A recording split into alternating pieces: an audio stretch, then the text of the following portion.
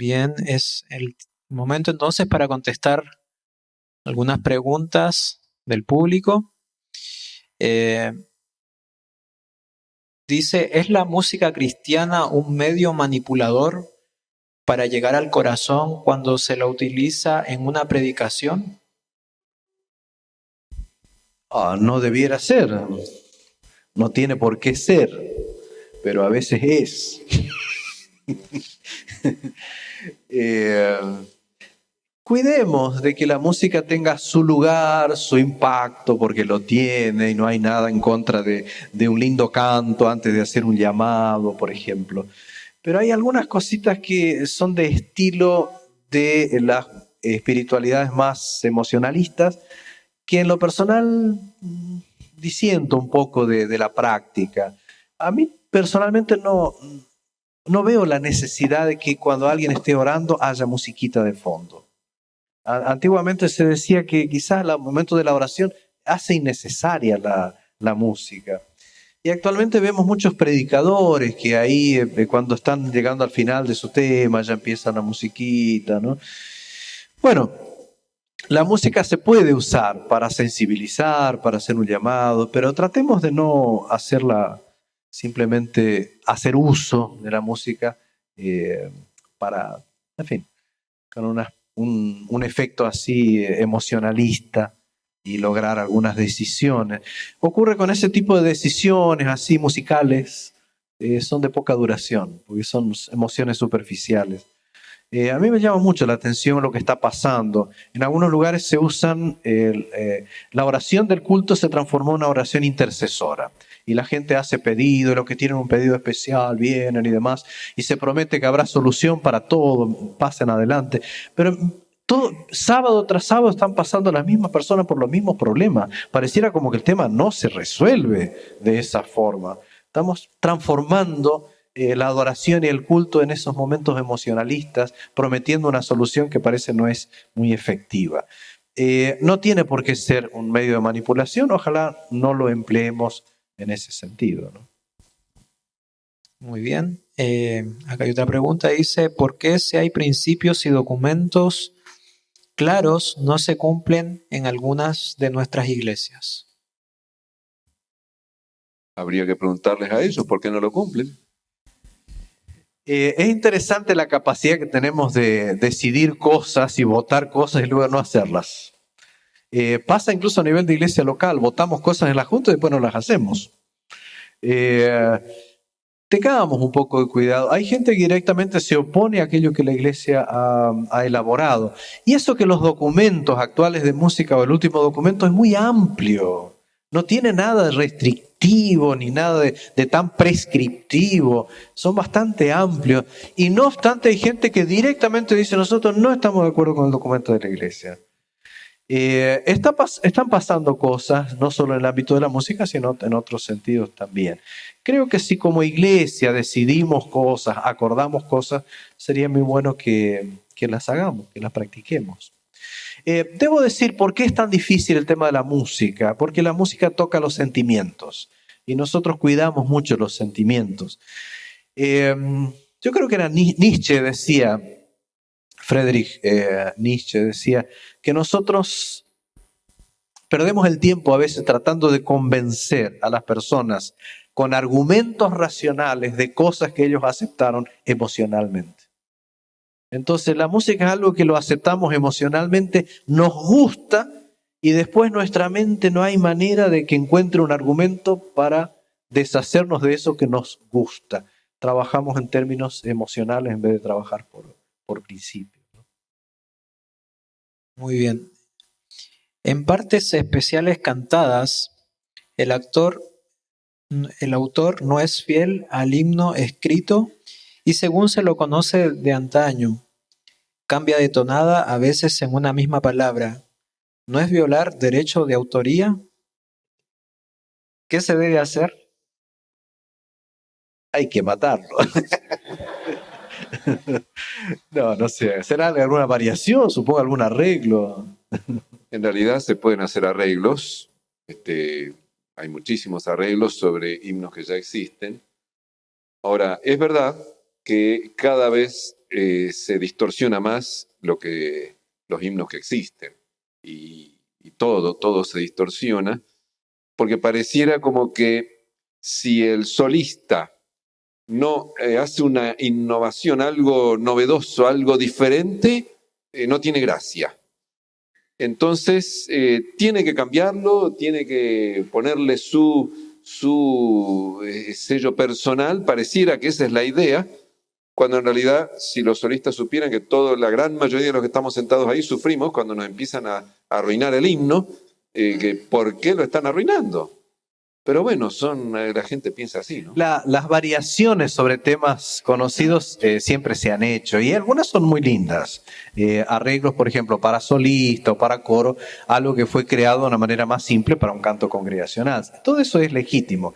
Ahora, cuando ya le hacemos demasiadas modificaciones, yo diría, ¿por qué no hacen otro himno y ya lo hacen totalmente distinto? Bueno, muy bien. Dice, usando la música sensual, romántica, valses, folclore con letras que hacen de Jesús, es aceptado por nuestra iglesia porque hay dos conceptos desiguales en nuestra iglesia. Hace unos meses se presentó totalmente opuesto a los de este seminario. En las 2 FM se pasa música romántica, folclore, vals, bueno, de todo con alabanza a Dios. ¿Es correcto o no? No sé quién presentó el otro seminario. No sé de qué está hablando. Yo diría acá está el cuidado de la utilización de los ritmos o de las músicas seculares. Si por vals se entiende una composición de 3x4, yo diría que en el himnario hay varios que tienen, digamos, el ritmo de vals, que no tiene nada de complicado eso. Ahora, si el vals que se utiliza u otras melodías tipo folclóricas están en armonía con el mensaje de la letra, es una cosa. Ahora sí, cuando escuchamos esa música, por más que le pongamos letra religiosa, hace que nuestra mente, nuestras emociones vayan para otro lado, que no tiene nada que ver con Dios ni con los ambientes sagrados, sería mejor evitar. En todas partes se juega un poco con los estilos autóctonos. Pasa lo mismo en Estados Unidos, hacemos música religiosa pero con ritmos propios de la cultura norteamericana. A veces aceptamos eso, pero no aceptamos algo que se parezca más a ciertos ritmos más autóctonos de estas zonas. Es muy interesante en algunos países, como los países del altiplano, por ejemplo Bolivia o Perú, que hacen algunas músicas, algunas de ellas muy bonitas, con un estilo que suena mucho a la música de esa zona, ¿no? No hay problema con eso, repito, siempre y cuando las personas que participan no hagan una fuerte asociación de esas músicas con temas seculares o ambientes seculares o ideas seculares, en vez de relacionar con aquello que la letra está diciendo. Es muy difícil teorizar sobre algo que uno no está escuchando. A veces podemos exagerar para un lado o para el otro, pero esos serían como los principios generales. Si es una música linda, adecuada, con buena calidad y no nos perturba, no nos lleva la mente para otro lado, puede ser aceptable. Si ocurre lo contrario, tal vez es mejor evitarlo, ¿no? Gracias. Dice la siguiente pregunta. ¿Los diferentes tipos de música tienen efectos diferentes en los cerebros de las personas? Pop, sincopado, bajo en alto volumen. Dios advirtió que Satanás utilizaría la música cristiana como trampa debido a la forma en que es dirigida. ¿Cuáles son esas formas? Bueno, una de las cosas que aparece acá es el tema del volumen del sonido, ¿no? Elena de White habla, y eso que era en la época pre-amplificación, habla de música estruendosa, habla de música ruidosa, habla de confusión. Ese es uno de los criterios, pero es solamente uno de ellos. Debemos cuidar el tema de los volúmenes. Sobre todo, creo que eso quedó claro en las charlas que tuvimos, cómo nosotros debemos dar realce a la letra, al canto, y no hacer que la música tape, por ejemplo, lo otro. No me acuerdo del otro aspecto de la pregunta. Creo que la pregunta también mencionaba algo de si los distintos aspectos de la música son captados de forma diferente por distintas personas. En realidad, aunque podemos diferir en cuanto a los gustos, porque cada uno de nosotros tiene sus gustos personales, en realidad la música tiene un efecto semejante sobre todas las personas. Y el ejemplo más claro que les puedo dar es el acompañamiento musical de las películas. Todas las personas miran la película y personas en Sudamérica, en Norteamérica, en Europa y en otros continentes, y esa película tiene el mismo acompañamiento musical que a todas las personas en todos los continentes les produce el mismo sentimiento, la misma emoción. Quizás nunca se detuvieron a pensar en la música que tienen las películas, pero hagan la prueba de mirar una vez una película sin el sonido. Es lo más aburrido que hay. Les aseguro que no lo aguantarían. Si tuviera solo los diálogos, pero no tuviera nada de todo el acompañamiento musical, nadie aguantaría mirar una película más de 15 minutos. Y esa es una evidencia de la no neutralidad de la música que decía. No neutralidad y que todos captamos de la misma manera las emociones que transmite la música. El cine muestra mucho eso, porque ustedes, por ejemplo, comienza una música y ustedes ya saben para dónde va la película. Si es una película de terror, tiene una determinada música y todo el mundo la entiende. ¿No? Se han hecho pruebas, no está en el momento para tratar temas científicos, nosotros no somos científicos, pero se han hecho experimentos de música, por ejemplo, los efectos de los disonantes. En todas partes, hasta en los niños, produce un efecto que es semejante. Así que sí es verdad que la música afecta a nuestro cerebro. Bien. Otra pregunta más dice, ¿la letra es lo que importa siempre y cuando no exceda a lo sagrado?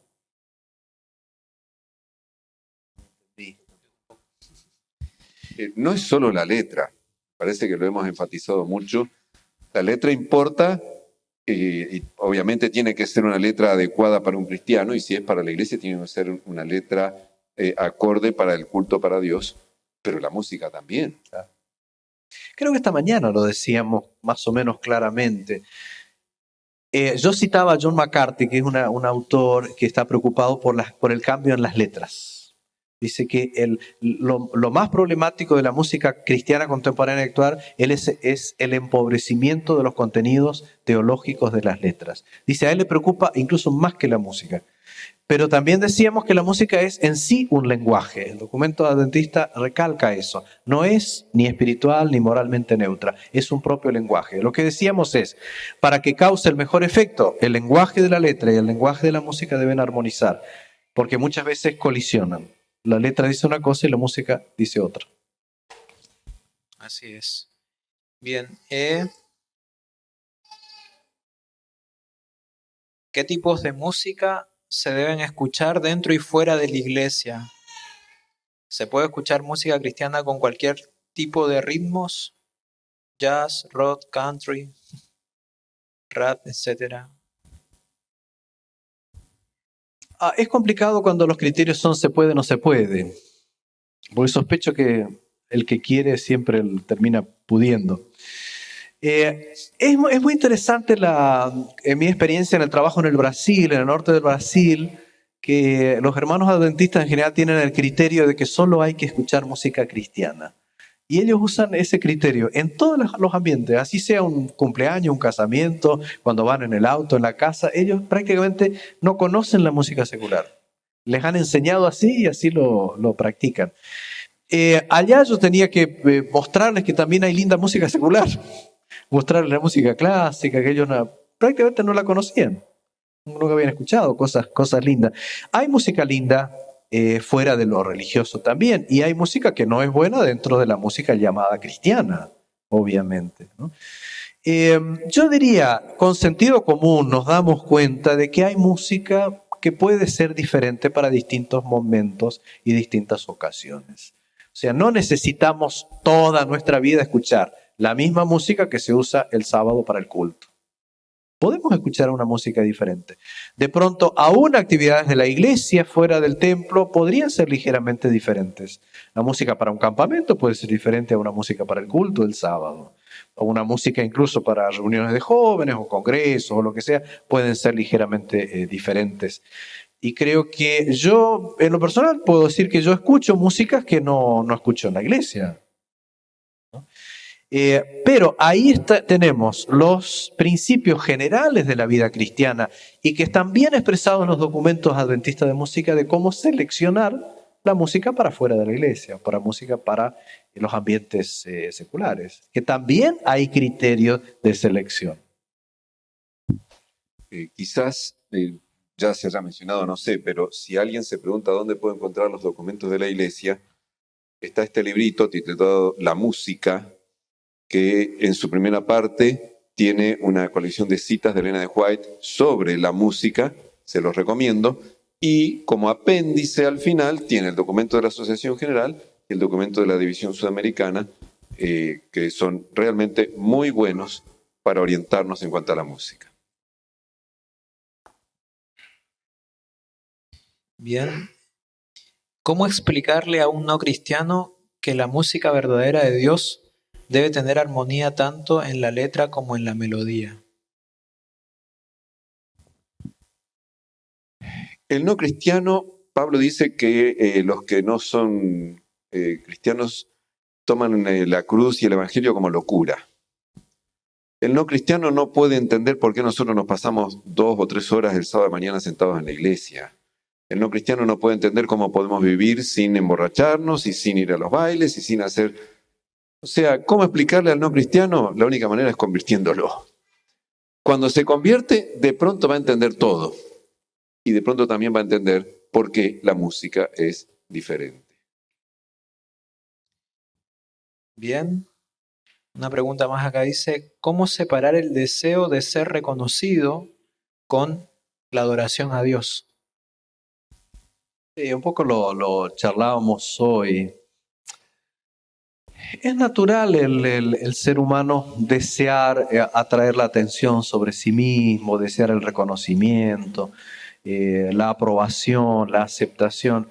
Parece que una de las cosas más importantes, primero, es entender que la verdadera adoración es una consecuencia de la conversión.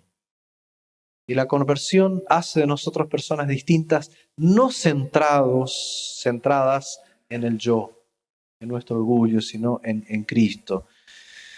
Y lo otro es, además de esa experiencia que es personal, cristiana, es entender el propósito del culto. Y creo que intenté, por lo menos esta mañana, y creo que todos estos días, expresar para qué nos reunimos a hacer el culto. Nos reunimos básicamente para, en una relación vertical de respuesta de amor a Dios, adorar al Señor. En segundo lugar, porque queremos ayudarnos los unos a los otros, a crecer en Cristo, a ser mejores, a avanzar en ese proceso de santificación. Y lo hacemos también para ganar a los que todavía no se han entregado al Señor. Cuando uno entiende que el culto tiene esos objetivos, cualquier reconocimiento, lucimiento personal, queda automáticamente de lado, queda descartado. Y esto no es solo válido para los músicos, es válido para cualquier persona que hace algo en la iglesia. Puede ser el predicador, puede ser cualquier otra persona. Queda una sola. Queda una sola pregunta que no sé si van a poder contestarla porque es bastante general. ¿Cómo se hizo la música? Elena de White dice, y lo pueden encontrar en el librito que les mencioné hace un momento, que Dios fue el creador de la música. Así que si quieren saber el origen, Dios creó la música. Y de hecho, antes de que entre el pecado, Dios estableció un coro en el cielo y puso como director de ese coro, lo dice en el libro La Historia de la Redención, a el ángel más capacitado como músico, que era Lucifer. Lamentablemente ese ángel después cayó y desde entonces usa su gran talento musical para el mal. Pero Dios es el autor, el creador de la música. Y dentro de la esfera humana es interesante que ya en el Génesis te encontramos menciones a la música, ¿no? Los primeros capítulos del Génesis.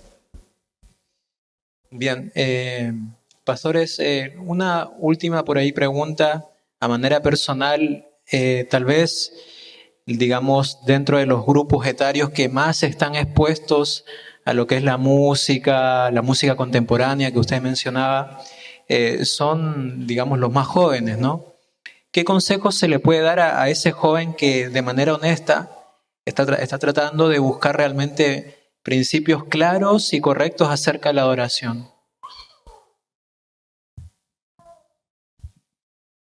Yo le diría, lea su Biblia todos los días con oración, busque al Señor, busque al Señor.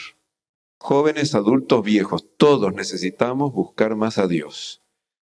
Consagrarnos a Dios cada mañana, y la Biblia dice que si nos consagramos a Él vamos a saber si que el que quiera hacer mi voluntad sabrá que esto es de Dios, dijo Jesús.